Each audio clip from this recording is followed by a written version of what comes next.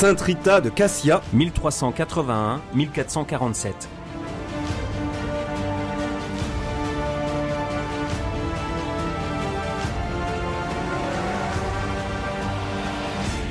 canonisée par le pape Léon XIII le 24 mai 1900 en la fête de l'Ascension dans la chapelle Sixtine, en même temps d'ailleurs que Saint Jean-Baptiste de la Salle. Sainte Rita de Cassia est, selon le saint pape Jean-Paul II, la sainte la plus populaire parmi les catholiques avec saint Antoine de Padoue. Selon lui, la sainte de Cassia appartient au grand groupe des femmes chrétiennes qui ont eu une influence significative sur la vie de l'Église, ainsi que sur celle de la société. Sainte Rita a bien interprété le génie féminin. Elle l'a vécu intensément, tant dans sa maternité physique que spirituelle. Figure douce et douloureuse à la fois, Sainte Rita est vraiment la femme forte du livre des Proverbes dans la Bible et la vierge sage de l'Évangile selon saint Matthieu. Dans ce deuxième épisode de votre émission historique et spirituelle Pèlerin de Dieu, en hommage ce mois-ci à Sainte Rita de Cassia, découvrons ensemble les 40 années de vie religieuse de cette jeune veuve au monastère augustinien de Sainte-Marie-Madeleine de Cassia, qui reçut la stigmate d'une épine du Christ au front. Pèlerin de Dieu avec Franck Bétoir et le père Jean-Baptiste Masson sur RCF Nord-de-France.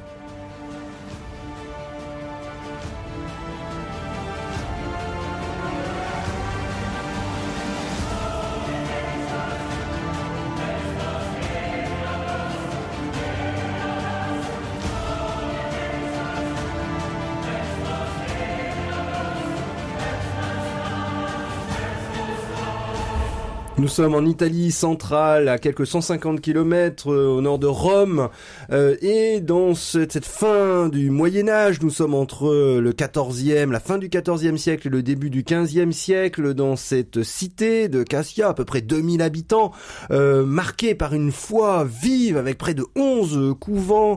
On a une Sainte Rita qui, au départ, d'une famille relativement modeste, mais pas pauvre, qui va, après une première vocation, dès l'âge avant 12 ans, va vivre un mariage qui a été peut-être un peu compliqué, mais finalement heureux, complet, avec des enfants, qui va brutalement s'arrêter. Alors elle est très jeune, on pense qu'elle a à peine une trentaine d'années. Elle va vivre d'une manière horrible la mort, l'assassinat, dans des querelles politiques de l'époque, de son mari, et puis la mort aussi de ses enfants. Et là, eh bien, elle va se reprendre cette vocation première qu'elle avait eue avant cette belle vocation au mariage, et c'est pour ça qu'elle touche un nombre de personnes tout à fait étonnant, à la fois des personnes dans la vocation du mariage, mais aussi des personnes dans la vocation religieuse. Elle va se sentir d'une manière irrésistible attirée par l'ordre augustin, et notamment les Augustines à Cassia. Alors vous connaissez tous Saint Augustin, ce grand père de l'Église du IVe siècle, à Hippone, en Algérie aujourd'hui, qui va donner une belle règle, qui va connaître des moments d'éclipse un petit peu, avec pendant le Haut Moyen-Âge la grande règle de Saint Benoît, on connaît les bénédictins, et puis des retours au premier plan, notamment l'ordre augustin, et puis au XIIIe siècle les ermites augustins. En fait, il y a deux grandes catégories de religieux qui vivent de cette règle: des religieux qui vivent en communauté, des chanoines, et notamment qui ont un rôle apostolique, qui sortent des couvents pour aller évangéliser, et dans un rôle pastoral, et puis des ermites qui vont être rassemblés dans des ordres. Et les figures religieuses vont être tout à fait étonnantes à Cassia. Alors, je voudrais simplement noter quelques points. C'est que souvent, les saints et les saintes n'arrivent pas seuls, ils arrivent comme un collier,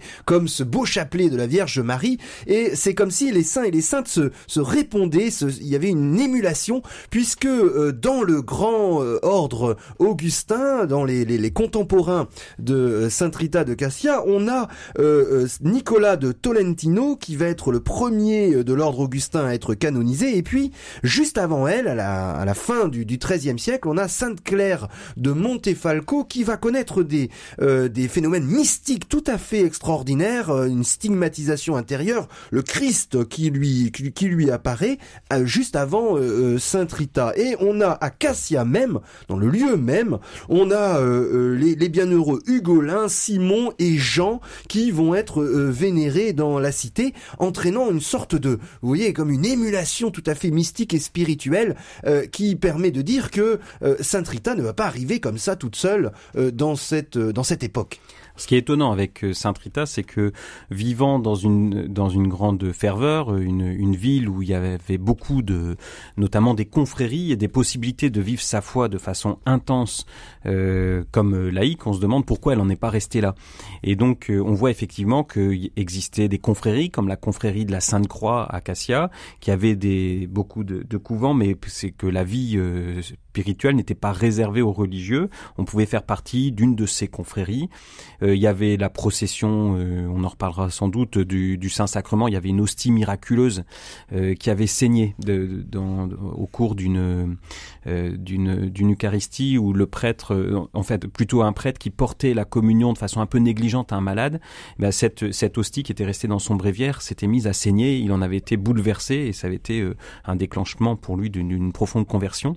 Et cette hostie miraculeuse était en vénération pour les fidèles à Cassia et Rita participait à tout ce mouvement et toute cette vie spirituelle intense, mais elle a un désir plus grand d'une consécration totale qui est placée sous le signe, c'est assez étonnant quand on lit les anciennes biographies de Sainte Rita, sous le signe de Jean-Baptiste, Saint Jean-Baptiste. On voit que sa naissance et son histoire sont un peu réécrites avec les motifs de l'évangile de Saint Luc qui raconte la naissance de Jean-Baptiste, qui a une sorte de proximité entre la vocation de Rita et celle de Saint Jean-Baptiste. Alors, elle a ce grand désir d'une consécration plus totale à Dieu dans la vie religieuse, mais cette consécration, semble-t-il, a été contrariée. Alors, on se demande pourquoi. Elle frappe à la porte du couvent des Augustines et on la refuse. Alors, il semble qu'une des sœurs, elles n'étaient pas nombreuses, elles étaient 10 à l'époque, et une des sœurs était une des parentes de son mari décédé, et donc une Mancino, et donc l'hypothèse la plus vraisemblable, c'est que cette sœur était choquée de l'attitude de mansuétude et de pardon de Rita envers les assassins de son mari, et que donc elle s'opposait à l'entrée de sa cousine tant que justice n'était pas faite. Et donc on voit Rita, dans son rôle de pacificatrice, reprendre son bâton de pèlerin et parcourir Cassia pour appeler à la paix et la pacification, et c'est un des éléments très importants de sa vie qui est reconnu comme son œuvre dans la ville de Cassia, où pendant ces années, elle va travailler à réconcilier les familles, à pacifier les uns et les autres, tout en vivant sa mission aussi de charité, en donnant beaucoup aux pauvres, en se dédiant à la prière et en continuant à prier, notamment dans un lieu qu'on a mentionné, donc le rocher, ou Scoglio, ou Scopio comme on l'appelait à l'époque, qui était un rocher extrêmement escarpé à quelques centaines de mètres de chez elle, où absolument pratiquement impossible d'y grimper, donc sans beaucoup d'efforts, et elle y passait beaucoup de temps à prier. Aujourd'hui, on peut y accéder, il y a un escalier qui a été aménagé, on peut y accéder plus facilement. On voit le rocher dans lequel elle s'abritait tout en haut de ce rocher où elle passait beaucoup de temps à prier. Et alors, il va y avoir une entrée un petit peu miraculeuse où, en tout cas, le surnaturel va venir prendre toute sa place. Nous sommes, alors on pense vers 1407 finalement, cette pacification de Sainte Rita va porter ses fruits, et elle a même pas 30 ans. Elle va être finalement acceptée, et juste à peu près au même moment de son acceptation parmi les Augustines et de sa vie religieuse, on a une très belle évocation d'une vision. Vous l'avez évoqué, l'importance de Saint Jean-Baptiste et de ce rocher très escarpé, et elle voit Saint Jean-Baptiste qui l'invite à le suivre. Donc c'est un cheminement intérieur. Elle monte dans juste tout en haut de ce rocher, et là, elle a l'apparition de Saint Jean-Baptiste, accompagné par Saint Augustin et Saint Nicolas de Tolentino, qui est un des premiers saints canonisés de l'ordre augustin. Et c'est Saint Jean-Baptiste qui, le seul parle, réconforte Sainte Rita, et qui lui dit qu'elle va pouvoir répondre à cet appel en faisant la profession religieuse. Et des écrits beaucoup plus tardifs, au XVIIe siècle, ont même voulu décrire un transport miraculeux pour montrer simplement la force, la puissance du Seigneur, qui finalement permet d'effacer tous les noms humains. Et on peut évoquer notamment ce transport miraculeux Alors c'est juste 5 kilomètres, mais il y a un autre grand transport miraculeux, célèbre dans l'histoire de la chrétienté, qui c'est le fameux sanctuaire de Lorette.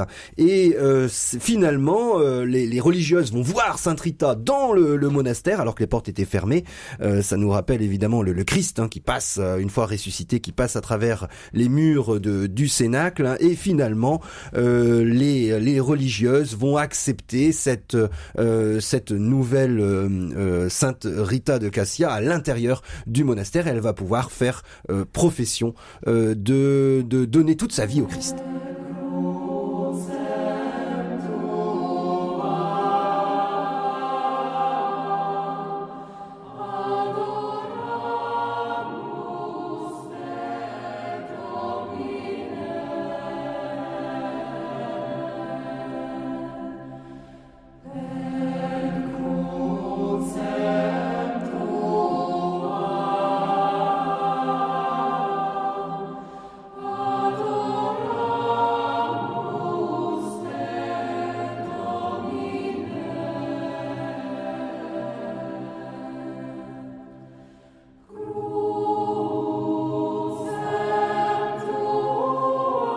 Pèlerin de Dieu sur RCF Nord-de-France.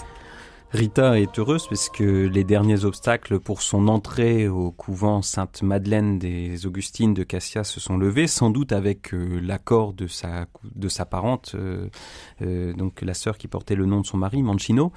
Et donc c'est à l'unanimité que les sœurs l'accueillent parmi elles. Elle peut enfin y entrer et donc vivre sa consécration totale au Christ dans les vœux religieux qui sont l'obéissance. Alors ça se traduit par l'obéissance à la mère abbesse du couvent. À Cassia, c'est un peu particulier, donc on est dans une période de réorganisation de l'Église et notamment des congrégations religieuses.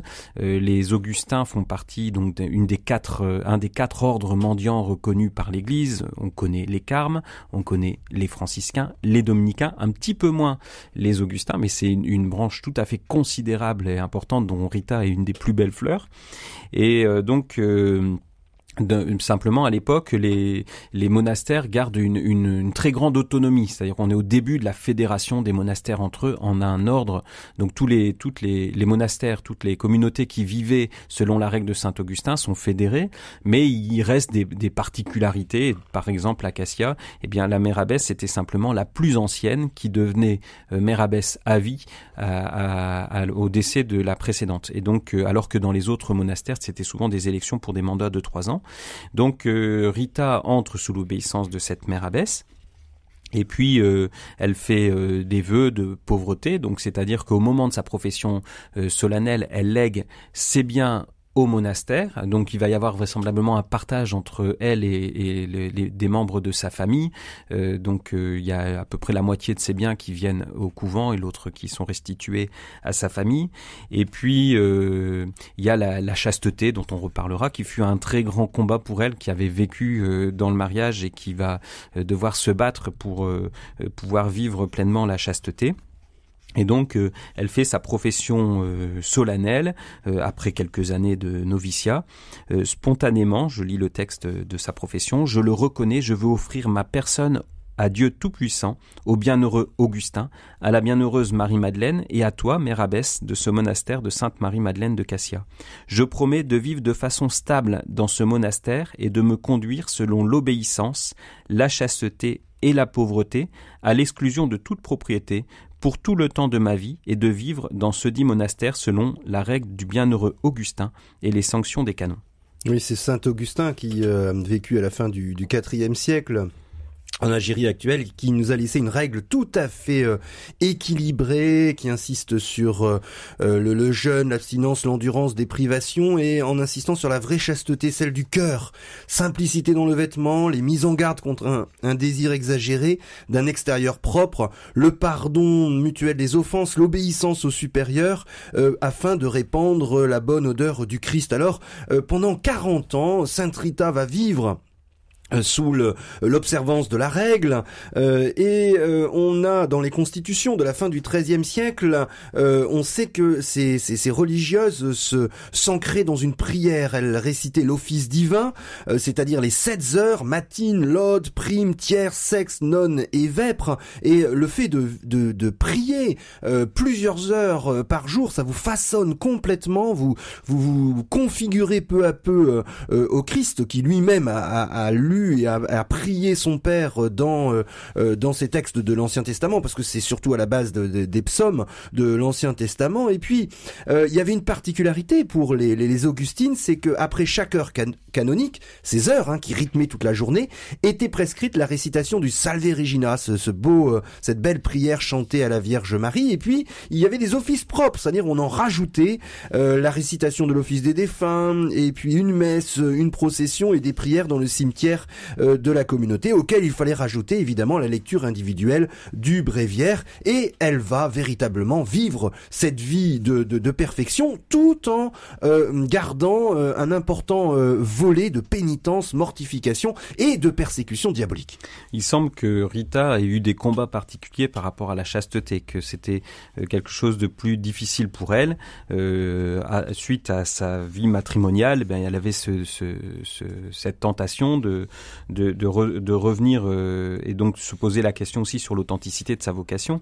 Et donc elle va se battre comme une lionne par rapport à ça, notamment par des pénitences et des mortifications. Et donc elle a été reconnue comme cela, et ses biographes en parlent dès les débuts, qu'elle a vécu en servant Dieu par des jeûnes et des prières. Alors donc il semble que elle ait aussi été un petit peu plus loin que ce que la règle très très équilibrée de saint Augustin demandait, mais toujours dans l'obéissance, puisqu'il était absolument interdit à une religieuse augustine de vivre, de pratiquer des austérités sans l'autorisation de la mère abbesse. Donc c'est toujours dans l'obéissance et une certaine modération qu'elle a pu les vivre. Elle faisait il y avait la pratique du carême, mais donc il y avait cette pratique de rajouter des carèmes dans l'année, donc c'est-à-dire des périodes de 40 jours de jeûne, et elle en faisait 3 par an. Et puis donc elle vivait certains jours de jeûne supplémentaires, comme le lundi et le mercredi dans la semaine, et puis certaines mortifications. Et donc qui l'aidait à maîtriser à parvenir à la pureté du cœur et à rejeter les troubles de l'âme. Et alors on parle aussi de vexation diabolique. Alors c'est un phénomène qu'on voit dans la vie par exemple de Padre Pio, où il y a des espèces d'excentricité du diable qui ne parvient non plus à atteindre l'âme de la personne, s'énerve extérieurement. Alors on parle pour sainte Rita par exemple du fait qu'il faisait disparaître ces objets de mortification pour l'empêcher de se mortifier. Alors, c'est des éléments un peu miraculeux qui apparaissent dans sa vie, mais il semble bien que Rita était vraiment une vaillante dans le combat pour la chasteté et pour purifier son âme. Et qu'en cela, elle est aussi un exemple de maîtrise de soi particulièrement remarquable.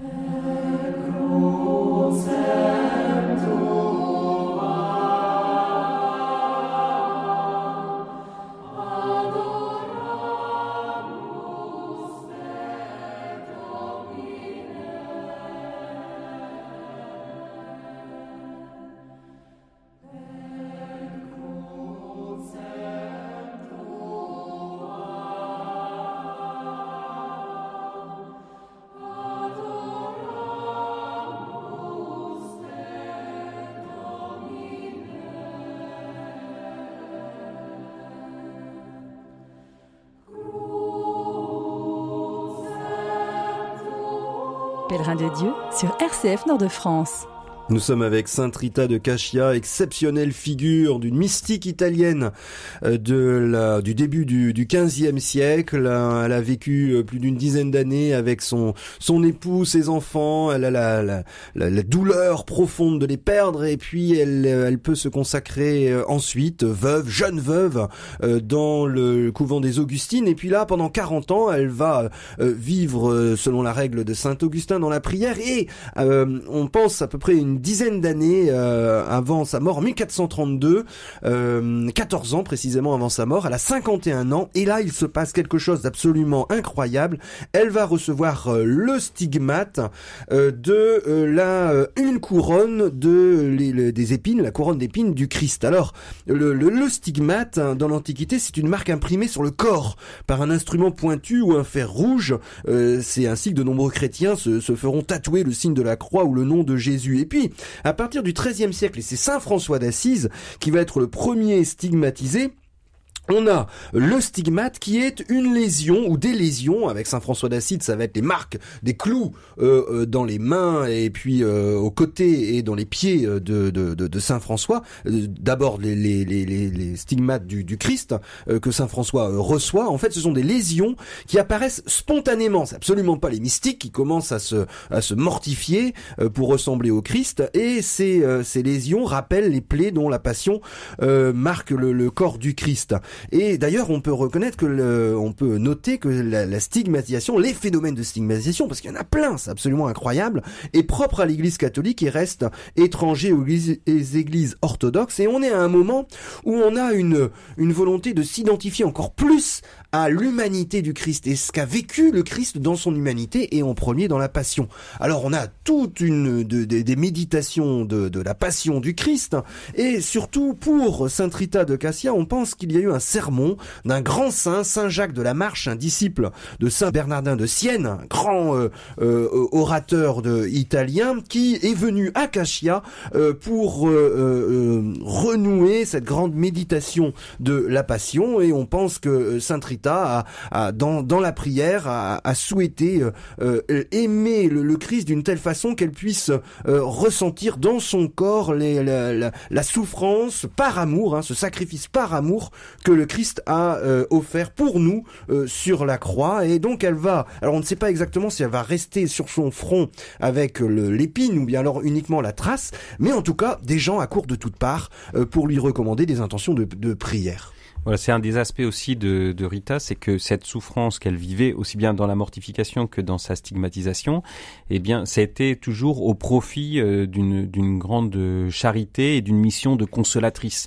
Et donc, la clôture du couvent n'était pas absolument hermétique, donc les sœurs faisaient vœu de stabilité dans le couvent, mais elles pouvaient sortir, assister à la prédication dans les églises de Cassia, en dehors du monastère, et puis on venait aussi facilement au couvent et on pouvait même passer assez facilement la clôture.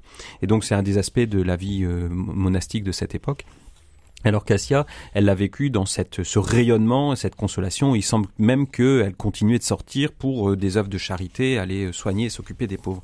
Mais alors ce stigmate va avoir un aspect un peu particulier, c'est que, alors médicalement c'est étudié, on voit qu'elle pouvait pas se l'être infligée elle-même. Il y a une trace qui est restée sur son crâne après sa mort. Mais donc il y avait, semble-t-il, une odeur qui était nauséabonde. Et donc du coup ça va isoler Rita, qui va être davantage dans une cellule retirée et passer beaucoup plus de temps dans la contemplation du Christ souffrant. Et donc il va se passer un événement un peu étonnant, c'est que alors certains le situent en 1447, d'autres en 1450, selon la date du décès de Rita. Il semblerait plutôt que, alors parce qu'il y avait des événements à Rome, des jubilés, alors ça ce serait 1450, c'est la date qui est souvent retenue par les biographies, mais plus vraisemblablement la canonisation un petit peu plus tôt de Nicolas de Tolentino, qui serait un événement très important pour Rita, puisqu'on voit que c'est le saint de l'ordre assez récent qui a plus marqué et qui va provoquer donc sa canonisation à Rome, qui va provoquer un événement pour tout l'ordre des Augustins très important, et Rita a vraiment ce désir de participer à cette canonisation de ce saint qui a beaucoup contribué à sa vocation et qui lui était apparu au moment de son entrée au couvent. Et donc elle va supplier le Christ, mais à cause de ce stigmate, elle ne peut pas voyager avec les sœurs. Alors pendant un certain temps, avec l'application d'un onguent, mais qui, semble-t-il, n'y était pour rien, ce stigmate va disparaître. Le temps du pèlerinage, elle va pouvoir aller à Rome, vivre intensément cette canonisation de Nicolas de Tolentino. Donc ça va être son seul grand voyage de sa vie, puisque outre ce voyage, elle est restée absolument dans Cassia et les alentours immédiats. Et donc, cette marque de délicatesse, en quelque sorte, du Christ, qui a permis que ce stigmate disparaisse le temps du pèlerinage pour réapparaître ensuite. Nous sommes à la fin de sa vie, elle va tomber malade, et là un dernier miracle se produit, un miracle qu'elle n'a pas fait, qui ne s'est pas produit non plus à son intercession, mais qui a été, selon la tradition, une réponse céleste à un désir qu'elle a exprimé. Elle est visitée par une amie un dernier hiver au moment où il est particulièrement rude, et c'est une cousine de Rocca Morena qui vient visiter Sainte Rita, qui est alitée et qui souffre de ce stigmate d'une couronne, d'une pointe de la couronne d'épines du Christ, et avant de repartir, la parente lui demande si elle peut faire quelque chose pour elle, et Sainte Rita lui répond: je voudrais une rose de mon petit jardin. La cousine pense que Sainte Rita délire, une rose en plein hiver, et puis elle s'en va, et puis elle fait les 4-5 kilomètres qui séparent le village natal de Sainte Rita du couvent Sainte-Marie-Madeleine où elle est alitée, et là la cousine avait déjà oublié la demande quand, passant par hasard près de l'ancien jardin de Sainte Rita, quand elle était avec son mari et puis ses enfants, elle voit une superbe rose rouge qui s'épanouit sur l'un des rosiers. Elle l'accueille avec émotion et retourne à Cassia, la porter à Rita. Et c'est en souvenir de cet épisode de la vie de Sainte Rita que chaque année, au jour de la fête de Sainte Rita, qui a été proclamée très récemment, élargie au calendrier universel, le 22 mai, que les fidèles, et je vous invite à aller à Vandeville, près de Lille, où des fidèles en nombre absolument incroyable viennent pour bénir les roses afin de les porter à leurs parents ou amis malades. Ils demandent l'intercession de Sainte Rita qui demande l'intercession de la Vierge Marie elle-même, qui demande l'intercession du Christ, pour que le Christ, lui seul, puisse venir soulager et remplir nos cœurs de son amour, puisqu'il est mort pour nous sur la croix.